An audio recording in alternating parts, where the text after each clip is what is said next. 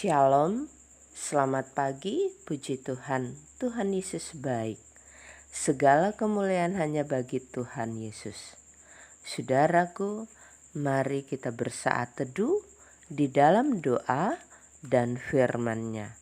Kita berdoa. Selamat pagi Bapa di sorga, ada pujian, ada syukur, kami naikkan kepadamu. Karena kasih setia Tuhan, pertolongan Tuhan sepanjang malam itu kami rasakan. Dan kami bangun di pagi ini dengan kekuatan yang baru, berkat-berkat baru dari Tuhan. Kami mengawali hidup dengan melandasi firman Tuhan. Mohon urapi dengan kuasa Roh Kudus, sehingga kami dimampukan mengerti firman Tuhan dan bisa melakukan dalam hidup kami. Di dalam nama Tuhan Yesus, firman yang hidup. Amin. Bacaan Alkitab Ester pasal 4 ayat 11. Semua pegawai raja serta penduduk daerah-daerah kerajaan mengetahui bahwa bagi setiap laki-laki atau perempuan yang menghadap raja di pelataran dalam dengan tiada dipanggil, hanya berlaku satu undang-undang, yakni hukuman mati.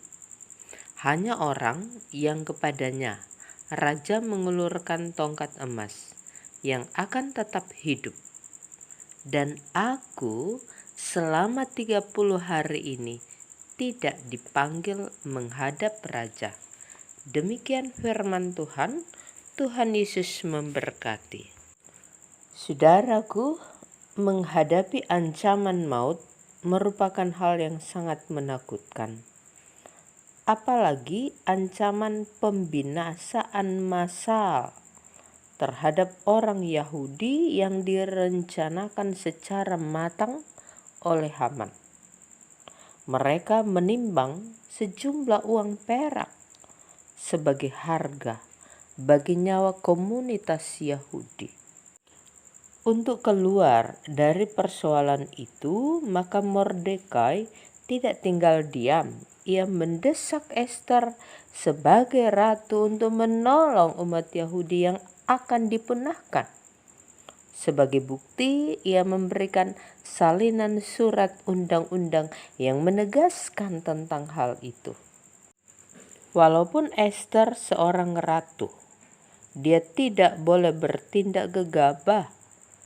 Ia pun dibatasi oleh aturan kerajaan bahwa tidak ada seorang pun yang dapat menghadap raja tanpa panggilan. Menentang aturan, resikonya adalah hukuman mati. Hanya orang yang diulurkan tongkat emas, maka mereka akan tetap hidup. Ester berhadapan dengan buah si malakama. Dimakan mati, tidak dimakan juga akan mati. Maut telah mengintai. Secara manusia, tidak ada jalan keluar.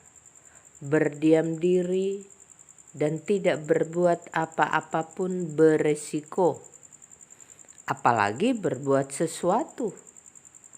Namun sebagai orang percaya tetap yakin akan datang pertolongan dan kelepasan dari Tuhan. Saudaraku, jika kita diperhadapkan dengan kasus yang dialami oleh Ester dan Mordekai, maka mungkin kita juga akan mengalami bagaimana sulitnya mencari jalan keluar. Jalan seolah buntu dan sulit mengambil keputusan yang tepat.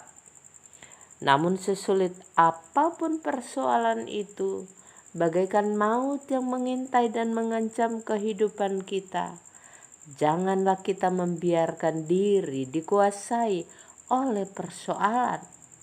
Sebaliknya, kita harus menguasai persoalan itu. Karena kita punya Allah yang sanggup menolong, mengatasi persoalan. Keyakinan akan pertolongan inilah kita tumbuhkan sejak dini kepada anak-anak kita. generasi muda supaya tetap teguh dan tidak mudah menyerah menghadapi tantangan hidup ini. Tuhan Yesus memberkati. Amin. Mari berdoa. Ya Tuhan, tolonglah kami dalam menghadapi persoalan hidup yang sulit. Sebab hanya Engkaulah pertolongan yang kami butuhkan.